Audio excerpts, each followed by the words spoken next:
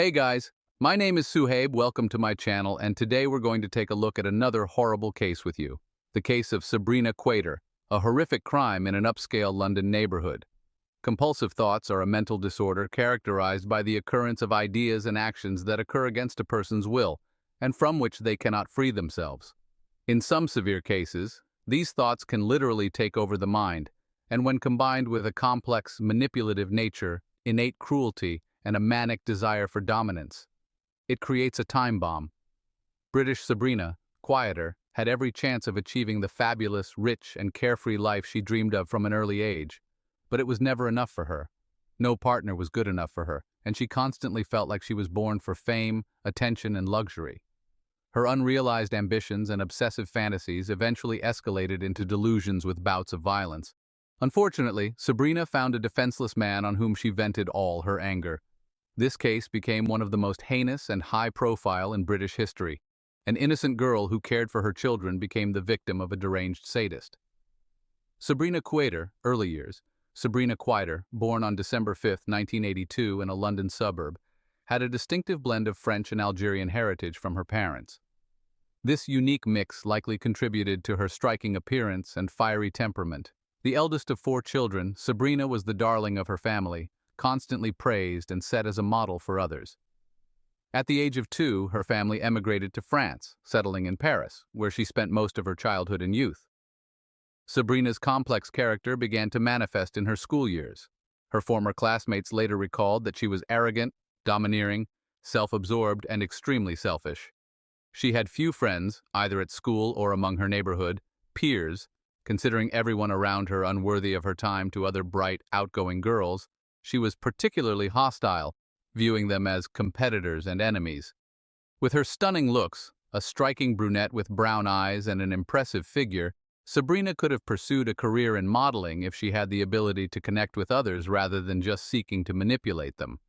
As a child, she was active in sports and showed some interest in music during her youth, but her inconsistency, impatience for quick results, and lack of effort hindered her success in any field.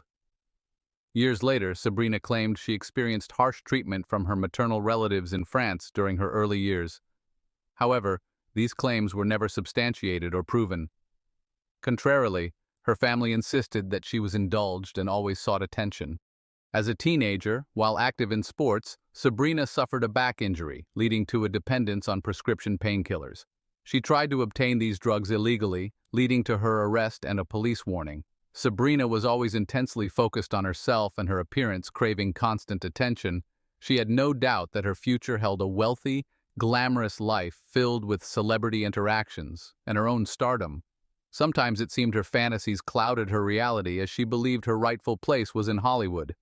Sabrina graduated from the Sorbonne with a degree in English and French literature. However, since 2006, she claimed various fashion industry professions such as stylist, makeup artist, fashion designer, or designer, though she lacked real expertise in these areas. Complex relationship with Wissam Madouni. Sabrina Quader, known for her stunning looks, had a penchant for captivating men and exploiting their affection, but she never saw any of her suitors as worthy of a serious relationship. She was literally waiting for a prince who would completely obey her after finishing school. Sabrina was still unclear about her life goals, feeling entitled to everything without effort. Nevertheless, she enrolled at the prestigious Sorbonne University and simultaneously worked at a sweet shop for financial support.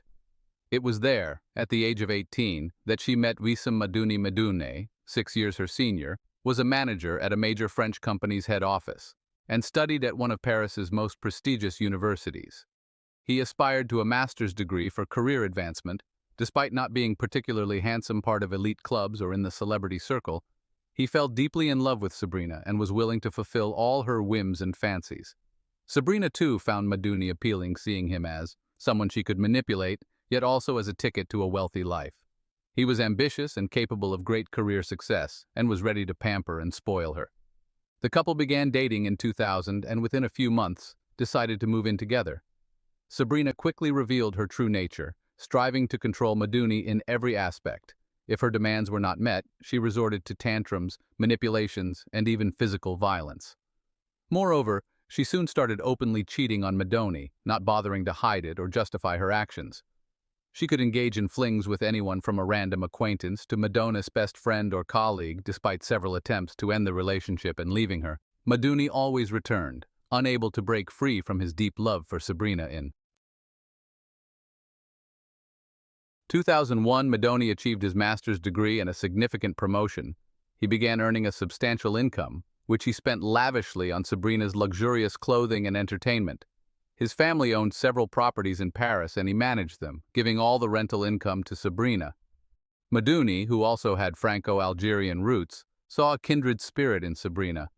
According to some reports, in the fall of 2001, the couple married in a special Muslim ceremony, evidenced by a certificate issued by the Argentois Mosque. However, this religious ceremony was insufficient to make the union official and legal. The couple had a son whose paternity Maduni officially recognized. However, years later, a Frenchman named Anthony Francois claimed he was the child's father. Francois, a witness in Quitter's trial, described her as volatile, unpredictable, promiscuous, and manipulative.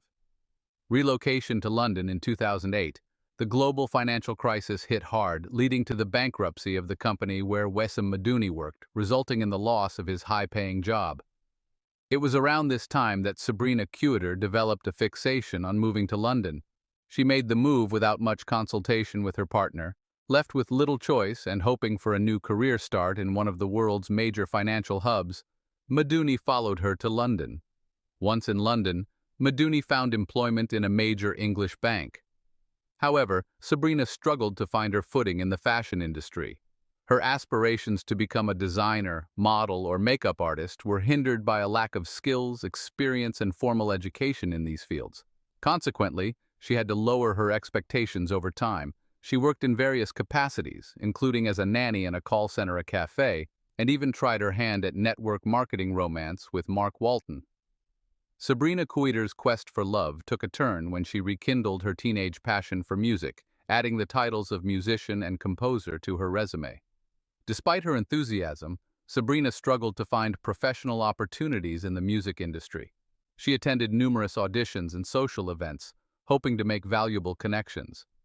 At one of these events, Sabrina fortuitously met Mark Walton, a renowned musician, songwriter, and one of the founding members of the famous Irish boy band Boyzone. After leaving the group, Mark became a successful producer and music mogul, collaborating with artists like Jennifer Lopez, Jessica Simpson, and Lady Gaga. By 2016, his net worth had exceeded $1 billion.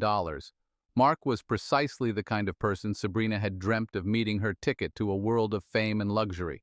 She managed to impress Mark with her beauty and charisma. He was captivated by her and openly admitted falling in love at first sight, unable to think of anyone but the stunning woman. Their relationship progressed rapidly, and Sabrina made efforts to remain pleasant and endearing, quickly ending her relationship with Maduni as she saw a promising future with Mark. His previous relationship and child were no deterrent for her.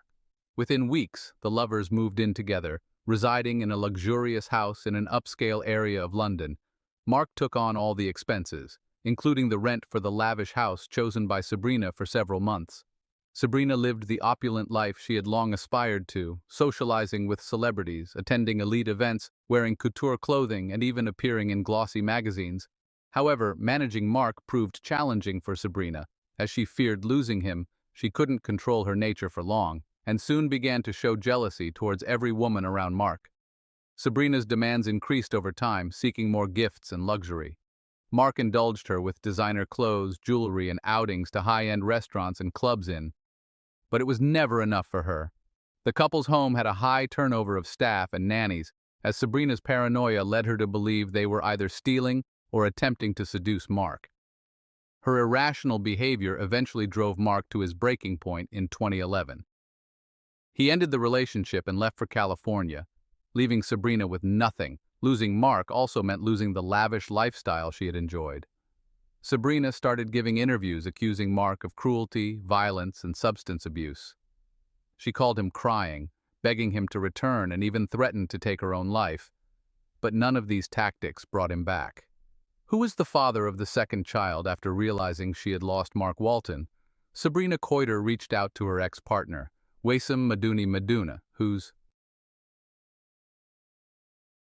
career was flourishing as a bank executive. immediately forgave and accepted her back. Still harboring feelings for her, they resumed living together shortly after reuniting with Maduni. Sabrina discovered she was pregnant. She quickly informed Walton, who, through his lawyers, expressed willingness to provide for the child and Sabrina offering a monthly allowance. However, Walton insisted on a paternity test post-delivery to confirm his fatherhood. Sabrina's refusal to undergo the test, which could have secured her substantial regular payments, hinted at her uncertainty about the child's paternity. Instead of agreeing to the test, she demanded Walton double the proposed allowance. Upon his refusal, she declared war on the musician. Sabrina took to social media spreading false claims that Walton was obsessed with her, insanely jealous of Maduni, and was physically threatening them. She accused Walton of breaking into their home, assaulting Maduni, scaring the children, and sexually assaulting her in unnatural ways. However, she couldn't substantiate her claims, as Walton had a solid alibi, being in the United States since their breakup. After Walton filed a defamation lawsuit and the police threatened action against her, Sabrina temporarily ceased her accusations against the ex-boyfriend. She settled in Wimbledon, southwest London, with Maduni and their 2 children leading a seemingly quiet life as the conflict appeared to be resolved. French nanny Sabrina Quidere, unaccustomed to managing household chores and finding it challenging to handle 2 children, decided to hire a nanny who could also assist with housework. She posted a job advertisement online and personally conducted interviews. Most candidates did not meet her expectations, and those who did not stay long in her household. A young French woman named Sophie Leonides responded to the advertisement at the time.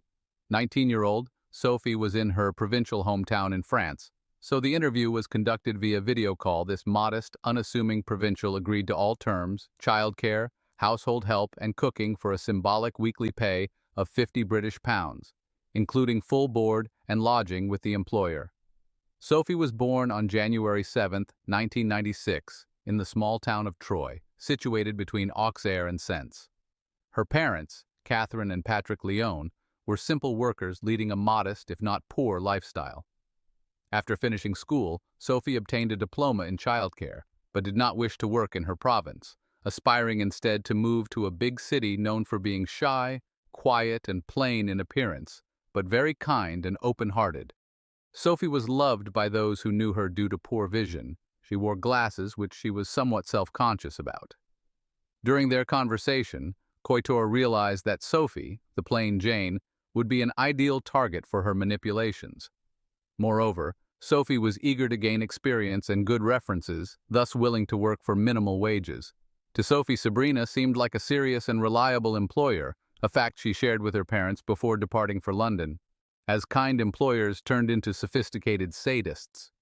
Initially, things seemed to go well for Sophie Leonides, who naively believed that working for the Quiders would be an excellent start to her nanny career.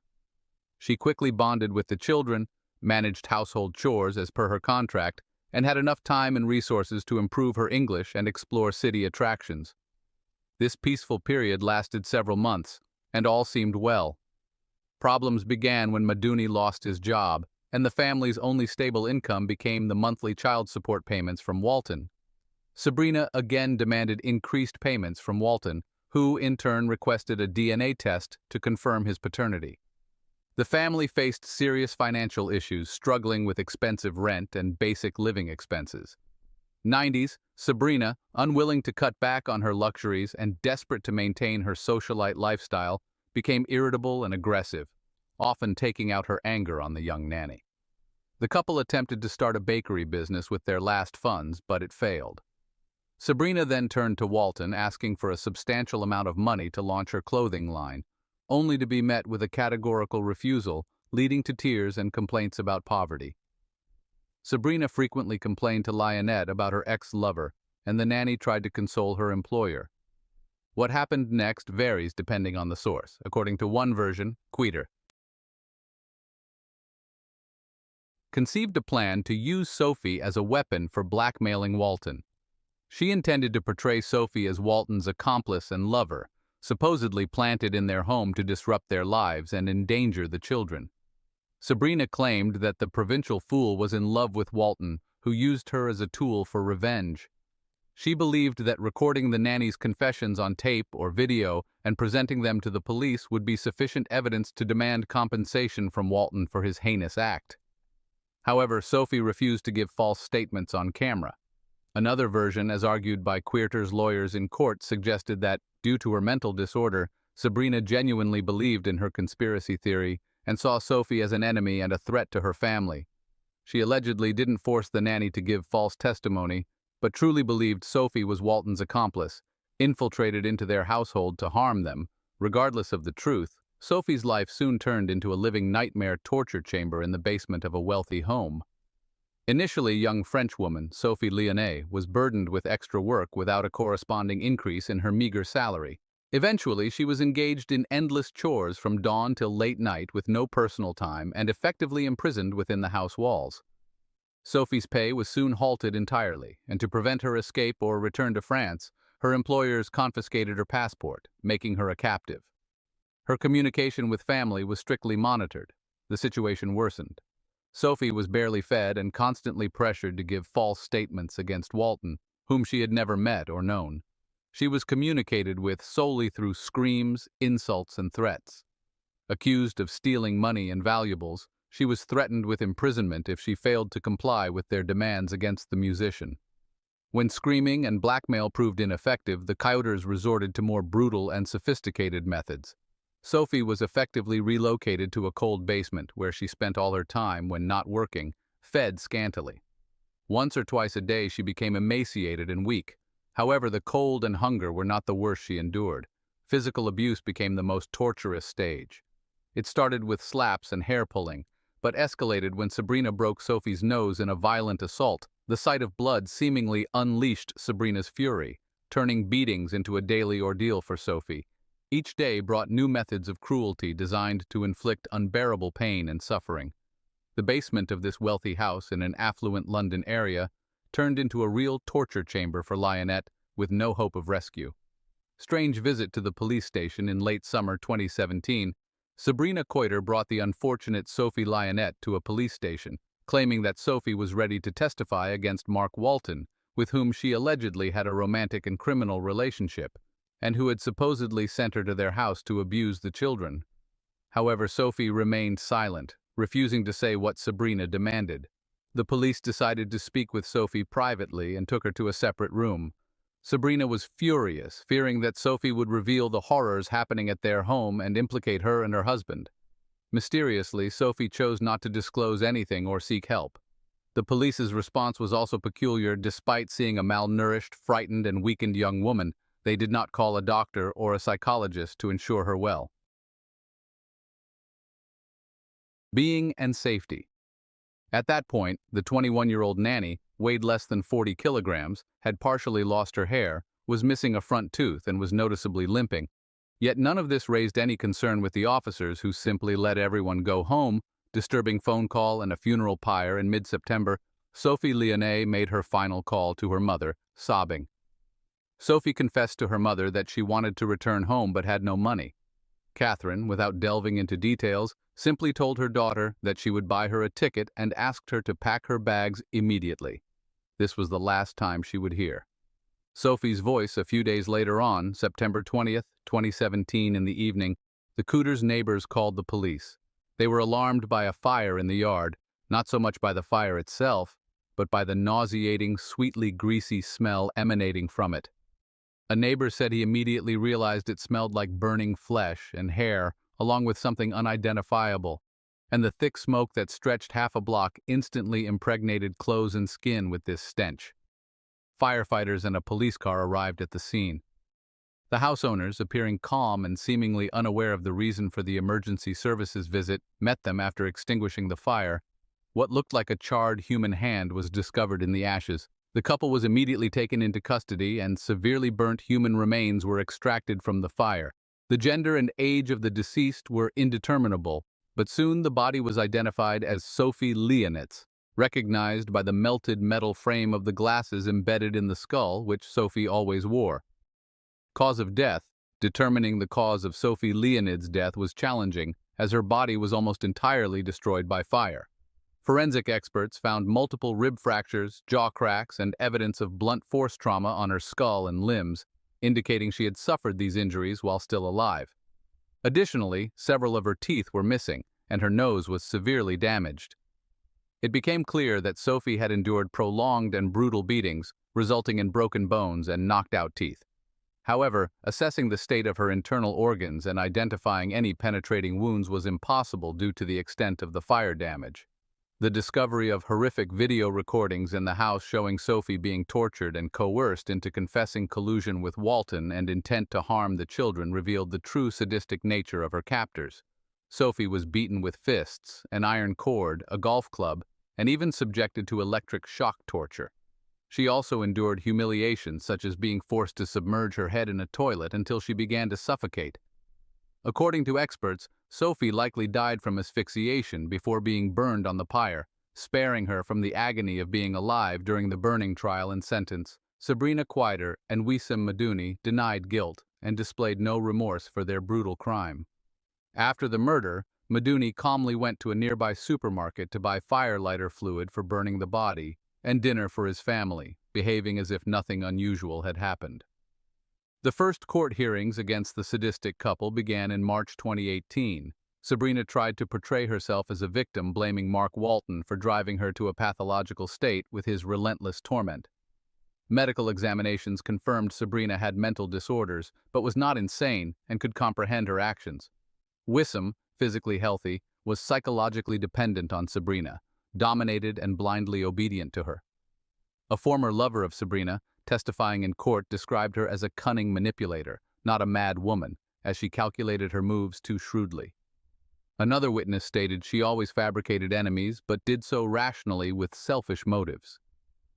On June 26, 2018, the court found the couple guilty of torturing, humiliating, and murdering their nanny under aggravating circumstances. They were sentenced to life imprisonment, eligible for parole only after 30 years. Neither admitted guilt, continuously appealing to mitigate their sentences. Sabrina attempted to feign insanity, hoping to move from prison to a hospital, but was unsuccessful. Mark Walton, present at the trial, expressed guilt over his ex-lover's actions as she committed these atrocities to gain his attention and financial compensation. He offered his deepest condolences to the victims' parents and voluntarily issued a substantial check to support the grief-stricken family who lost their beloved daughter. Thanks for watching, guys. Subscribe to the channel and also don't forget to click the bell. There are many shocking stories ahead you.